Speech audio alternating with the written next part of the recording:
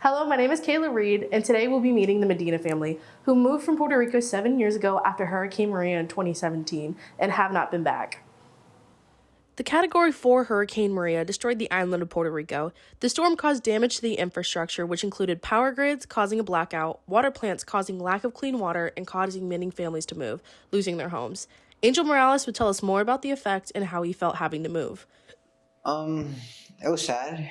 It was sad. We still moved with our uncle, but it was still sad because for a large part of our lives we lived with our grandma and our grandpa, and our families would come and we would all meet at that house, so we would always be around them.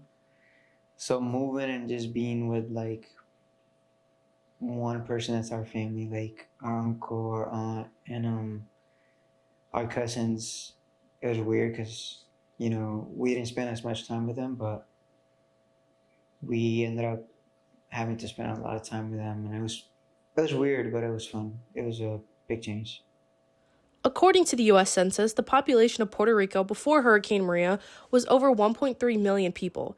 With the larger destruction, over 130,000 residents lost their homes. Additionally, 2,300 families were displaced, and there was approximately over 3,000 deaths. The first pictures now coming in from Puerto Rico after taking a direct hit. Hurricane Maria slamming into the island, and as you heard, one official saying the island is destroyed. Maria is the first Category 4 to hit there in nearly a century. 150-mile-an-hour winds ripping buildings apart, knocking out power everywhere. All of the electricity is out tonight. People ordered to stay inside until at least tomorrow amid fears of more massive flooding to come. This hurricane caused an estimated total of $90 billion in damages. It caused a complete blackout, and nearly half of the population had no drinking water 1 week after the hurricane. Lastly, about 80% of the island's crop value was wiped out, which caused a loss of $780 million.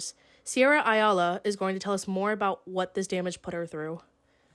Como puertorriqueña recientemente llegada a Estados Unidos, me sentía bien impotente al ver la magnitud del huracán, el tamaño, azotando la isla y no tener comunicación con mi familia, con las personas que yo quería, con las propiedades que todavía teníamos en la isla, sin saber cómo se encontraba mi hermana, que estaba a punto de tener un bebé, mi papá, que era diabético, todos mis sobrinos, tener toda la familia mientras uno veía ese monstruo de huracán azotando a la isla. No había recibido un azote de ese tamaño en años, décadas.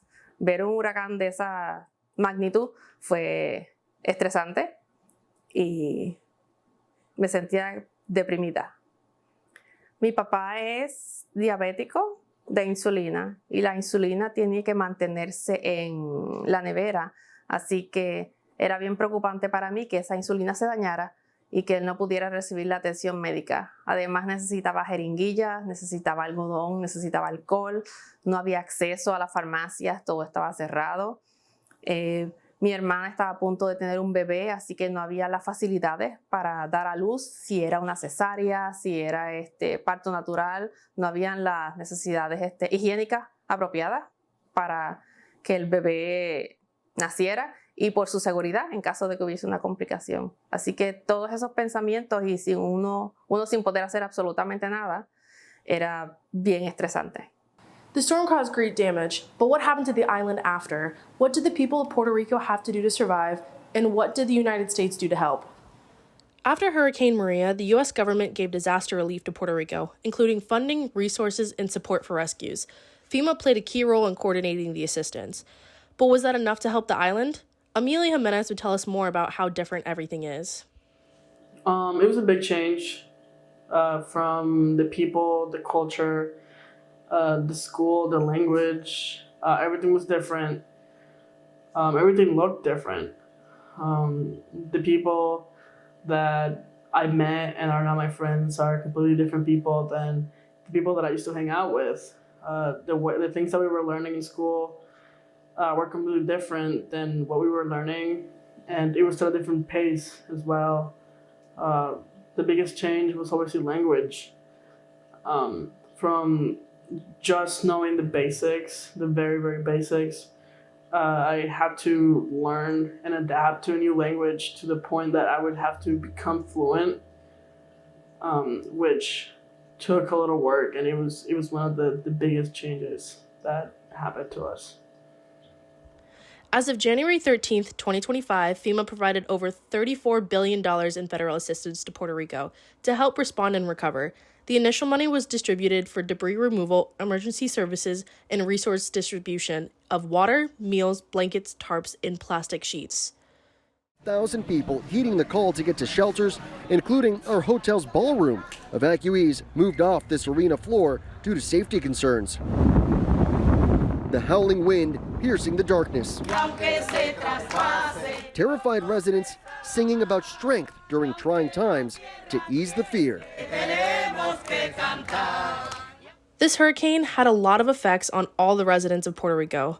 Amelia Medina is going to tell us about her own experience. Bueno, los primeros días después del huracán fue, en cuestión si hablamos de desastres, pues de toda la tierra, los árboles, las casas, pues era totalmente asombroso mirar lo que había pasado en la isla. Yo experimenté lo que puedo recordar de Hugo, que fue un huracán que fue fuerte.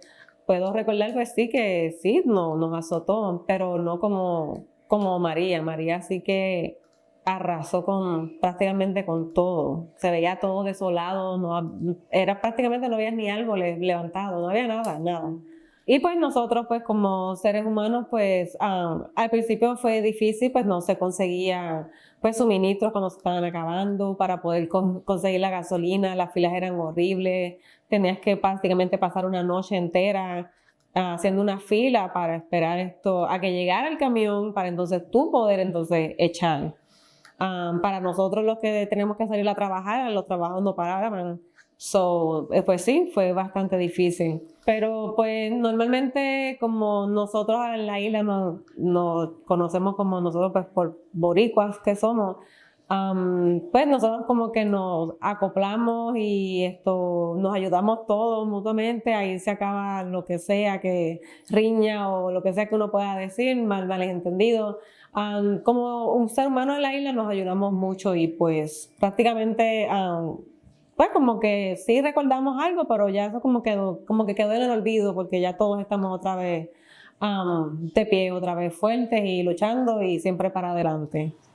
Thank you to the Medina family for sharing their experience, and for Puerto Rico and its residents will continue to share their stories and find ways to help. Stay safe and stay informed. I'm Kayla Reed with Amelia Jimenez behind the camera, sending it back to the studio.